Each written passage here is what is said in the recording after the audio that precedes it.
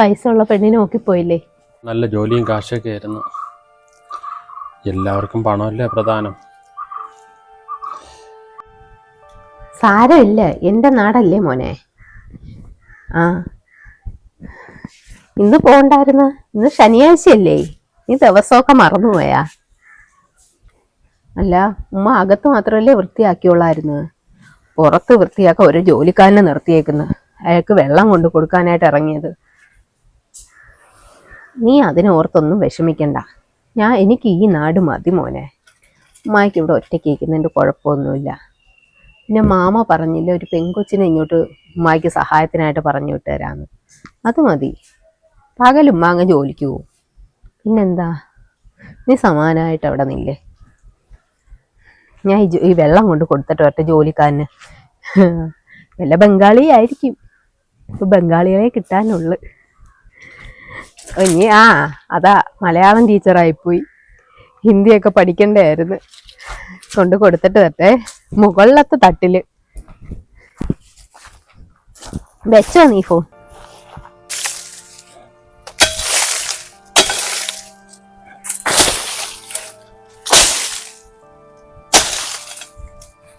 കാട് തന്നെ. എത്ര വർഷമായതാ. ഏയ്, വല്ല ബംഗാളിയാണോ? പറഞ്ഞാൽ വല്ല മനസ്സിലാവും. എത്ര ദിവസം എടുക്കും? പണി കുറേ ദിവസം എടുക്കുമോ?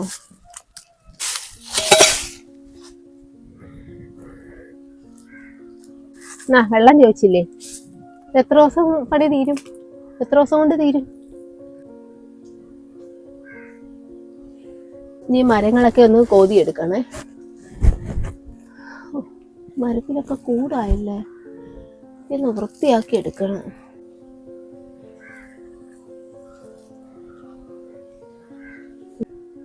ഇത് പറഞ്ഞ് മനസ്സിലായില്ലേ? മലയാളിയാണോ?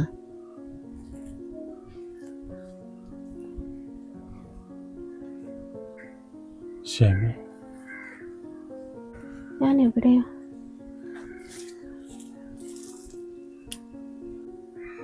ഷെമി,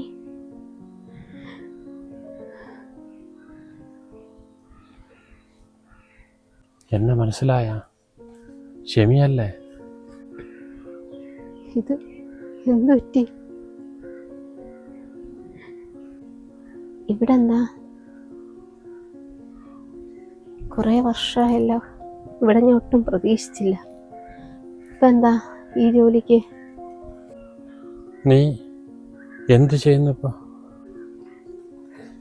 ഞാൻ ഇങ്ങോട്ട് സ്കൂളിലോട്ട് ട്രാൻസ്ഫറായി. എനിക്ക് ഇവിടുത്തെ ഗവൺമെൻറ് സ്കൂളിലാണ് ജോലി. അങ്ങനെ വന്നതാ. നമ്മൾ പഠിച്ച സ്കൂളിലാ? എല്ലാവരും പറഞ്ഞത് ഗൾഫിലാണെന്നാണല്ലോ. ഇപ്പം എന്താ ഈ ജോലിയൊക്കെ ആയിട്ട്? ഞാൻ ഒട്ടും പ്രതീക്ഷിച്ചില്ല. ആയിരുന്നു, ഇപ്പം അല്ല.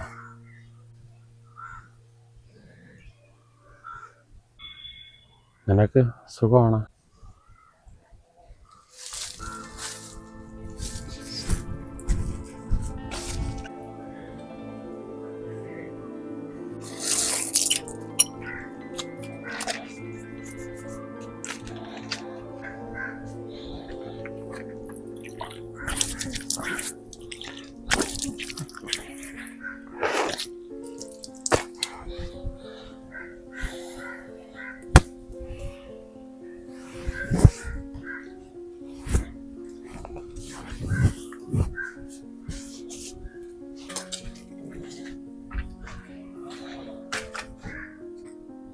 അല്ല, അകത്തോട്ട് വന്നിരുന്ന കഴിക്ക്, പുറത്തിരിക്കണ്ട. ഇങ്ങോട്ട് തന്നാ മതി, ഞാൻ ഇവിടെ ഇരുന്ന് കഴിച്ചോളാം.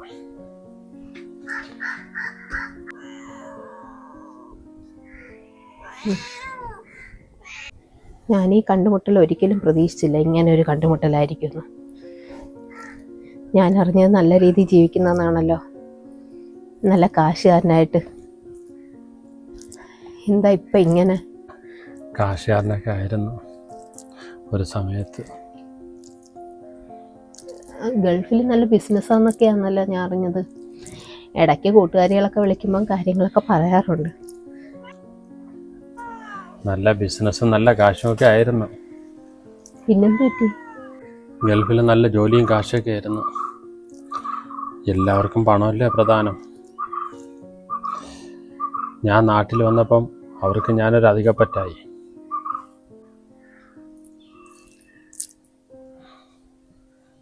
നീയാ?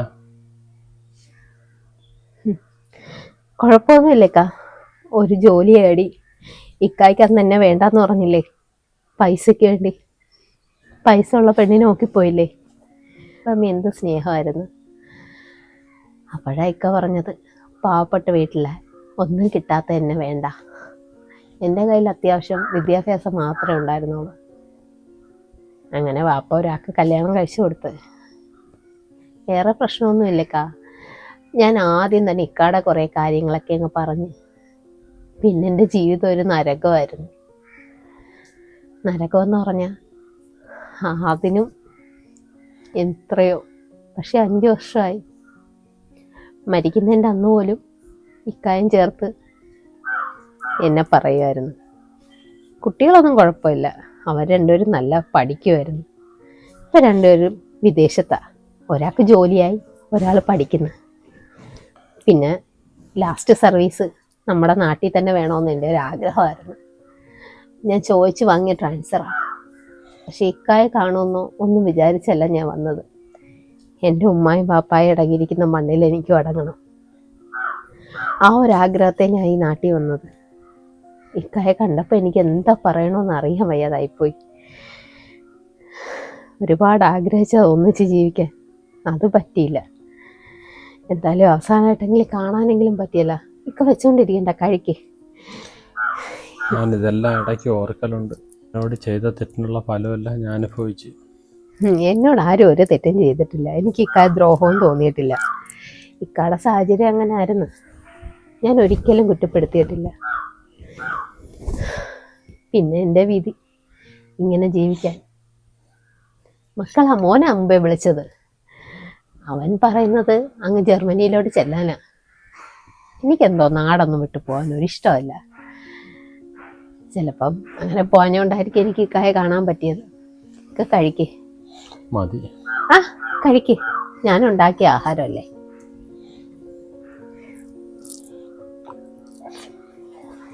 അപ്പൊ എവിടെ താമസം?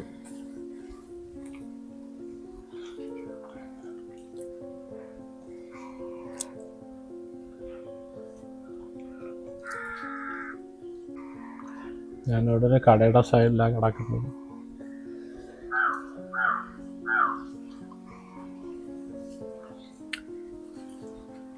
ഇപ്പം മക്കൾക്കും ഭാര്യയ്ക്കും എന്നെ വേണ്ട.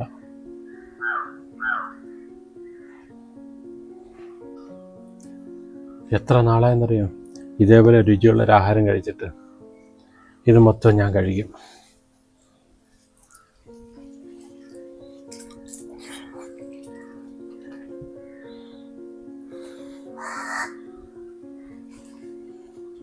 കഴിക്കും, ഞാൻ വെള്ളം എടുക്കാം.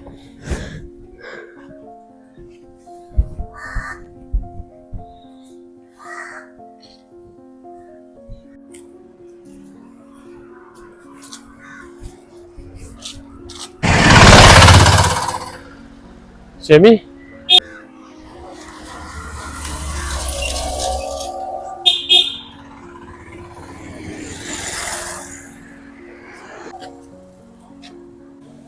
നില്ലെവിടാ? ഇല്ലേ, ഇത്രയും താമസിച്ചെന്ത് പോവാൻ? വീട്ടിൽ പോയിട്ട് വേറെ ജോലിയൊന്നും ഇല്ലല്ലോ, കുറച്ച് കുട്ടികൾക്ക് പറഞ്ഞു കൊടുക്കും, അത് കഴിഞ്ഞിട്ടാ പോകുന്നത്. എന്തിവിടെ? ഞാൻ ആ കടയിലാ ജോലി കഴിഞ്ഞിട്ട് വന്ന് അവിടെ കിടക്കുന്നത്. പിന്നെന്താ വീട്ടിൽ പണിക്ക് വരാഞ്ഞത്? 2 ദിവസത്തെ ജോലി ഉണ്ടെന്ന് പറഞ്ഞല്ലേ? നിനക്കൊരു ബുദ്ധിമുട്ട്. എനിക്കെന്താ ബുദ്ധിമുട്ട്? ജോലി ചെയ്താ ഞാൻ പൈസ തരും. അങ്ങോട്ട് വാ, 2-3 ദിവസം കൂടെ ഉണ്ട് അവിടെ ജോലി കേട്ടോ. പോട്ടെ എങ്കിൽ ചായ കുടിച്ചിട്ട് വാ. വേണ്ട, അങ്ങനെ ഞാൻ ചായ ഒന്നും കുടിക്കാൻ കട അടുത്തുണ്ട്, ചായ കുടിച്ചിട്ട് വാ. വേണ്ട വേണ്ട, കട ഉണ്ട്. വേണ്ട വേണ്ട. പിന്നെ സമയം ഉണ്ടെങ്കിൽ വാ, കുറച്ച് നടക്കാം. ഞാൻ അവിടെ ഒറ്റയ്ക്കാ അപ്പൊ നടക്കുന്ന. വാ, കുറച്ച് നടക്കാം നമുക്ക്. നീ എന്ന് നടന്നാണോ പോകുന്നത്? കുറച്ച് ദൂരമല്ലേ ഉള്ളൂ, വെറുതെ അതൊരു എക്സസൈസ് കൂടെ ആവട്ടെ. സാധാരണ ഇപ്പൊ എല്ലാരും നടക്കാൻ പോകുന്നു. എനിക്കാണെങ്കി ഇപ്പൊ സ്കൂളിൽ നിന്ന് അവിടം വരെ പോകുമ്പോ ചെറിയൊരു എക്സസൈസും ആവും. പിന്നെ ഈ നാടും പഴയ ഓർമ്മകളും ഓരോന്നും അയവിറക്കി ഇങ്ങനെ പോവാ. പണ്ട് നമ്മൾ കണ്ടുമുട്ടുന്ന സ്ഥലങ്ങളൊക്കെ ഇടയ്ക്കിടയ്ക്ക് പോയി കാണാറുണ്ട് ഞാൻ. അതൊക്കെ ഞാൻ ഓർക്കാറുമുണ്ട്. ഞാനും പോയിരുന്നു വന്നതിന്റെ പിറ്റേ ദിവസം.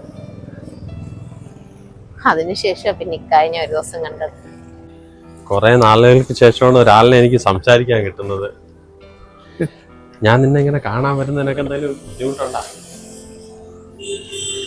എന്താ ഒന്നും മിണ്ടാത്ത? എന്തെങ്കിലും ഒന്ന് പറ. എന്റെ നമ്മുടെ പ്രായം ചെറുപ്പമല്ല, അതുകൂടെ ആലോചിക്കണം. പ്രായം കഴിഞ്ഞാലും അതൊരു വിഷയമാണല്ലേ. നമ്മൾ കുറച്ചു നേരം അവിടെ ഇരിക്കാം. വേണ്ട, വാ. ഇതേ നമ്മുടെ നാടാ, നമ്മുടെ പല കാര്യങ്ങളും അറിയാവുന്ന നാടാ. പിന്നെ എന്തോ കണ്ടപ്പോഴും സംസാരിച്ചപ്പോഴും ഒരു സന്തോഷം തോന്നി. അതുകൊണ്ടാണ് ഞാൻ ഇത്ര നടന്നതും സംസാരിച്ചതൊക്കെ, അല്ല മറ്റൊന്നും കൊണ്ടല്ല. അസ്തമയ സൂര്യനെ കാണാൻ എന്ത് ഭംഗിയല്ലേ. നമ്മൾ മുമ്പ് ഇടയ്ക്കിടയ്ക്കൊക്കെ വരുമായിരുന്നു. എൻ്റെ കുറേ ഭ്രാന്തികൾക്ക് കൂട്ടുവയ്ക്കാൻ ഇതൊക്കെ എന്നെ കാണിച്ചു തരാൻ. കുറേ വർഷങ്ങൾ ഞാൻ ഇതൊന്നും കണ്ടിട്ടില്ല. പേടിയോടുകൂടി ജീവിച്ച കുറേ വർഷങ്ങളായിരുന്നു. സ്വാതന്ത്ര്യം കിട്ടിയിട്ട് ഒരു 5 വർഷമായി കാണും. അപ്പോഴേക്കും മനസ്സൊക്കെ അങ്ങ് പോയി. പഴയ ഇഷ്ടങ്ങളും അതും ആഗ്രഹങ്ങളും എല്ലാം പിന്നെ എന്തിനോ വേണ്ടി ജീവിച്ചു തുടങ്ങി. ഒന്നിച്ച് കണ്ട സ്വപ്നങ്ങളൊക്കെ ആലോചിച്ചു തുടങ്ങി. കുറേ വർഷങ്ങൾ മനസ്സിൽ മൂടിയിട്ടിരുന്നതൊക്കെ ചിക്കിച്ചെകയാൻ തുടങ്ങി. പക്ഷെ എനിക്ക് ഇക്കായ ആദ്യം കണ്ടപ്പോ മനസ്സിലായത് കേട്ടോ. കണ്ടപ്പോ ഞാൻ പെട്ടെന്ന് സ്റ്റക്കായിപ്പോയി. എനിക്ക് എന്ത് സംസാരിക്കണമെന്ന് പോലും അറിയാൻ വയ്യാത്ത അവസ്ഥയായിപ്പോയി. അതാ ഞാൻ പെട്ടെന്ന് ആ കാര്യമൊക്കെ ഓർക്കുമ്പോൾ തന്നെ ഒരു സുഖമാണ്. നാളെ ഫ്രീ ആണോ? എന്നെ ഒന്ന് കൊണ്ടുപോകും അവിടേക്ക്. പണ്ട് നമ്മൾ പോകുന്ന ആ ആറ്റിന്റെ കരയിൽ നമ്മൾ പോയിരിക്കാറുള്ള അവിടെ എന്തോ ഒരു വല്ലാത്ത ആഗ്രഹം. കൊണ്ടുപോകുമോ? കൊണ്ടുപോവാ.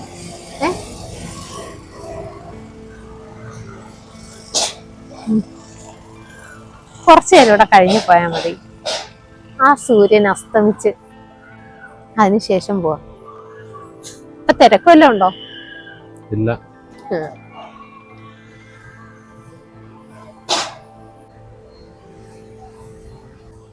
ഞാൻ പോട്ടെ.